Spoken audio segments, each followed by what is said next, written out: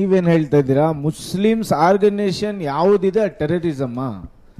ಯಾವುದಾದ್ರು ಮುಸ್ಲಿಂ ದೇಶ ಅವರು ಉಳಿಸ್ಕೊಳ್ಳೋಕ್ಕೋಸ್ಕರ ಅವ್ರ ದೇಶ ಉಳಿಸ್ಕೊಳ್ಳೋಕ್ಕೋಸ್ಕರ ಯುದ್ಧ ಮಾಡುತ್ತಾರೆ ಅಂದ್ರೆ ಟೆರರಿಸ್ಟು. ನೀವು ಅದೇ ಹೇಳ್ತಾ ಇರೋದು.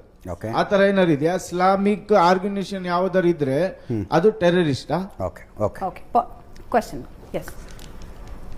ಖಂಡಿತವಾಗಿಯೂ ಅಲ್ಲ.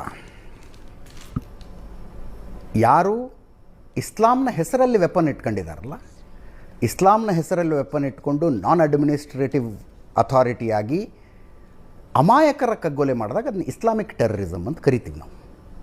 That is Islamic terrorism. ಅದರ ಬಗ್ಗೆ ನೋ ಡೌಟ್.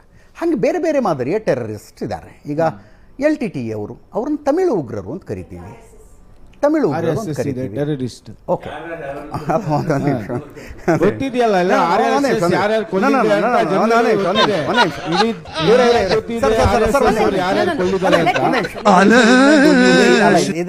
ನೀವು ಹೇಳಿದ್ರಿ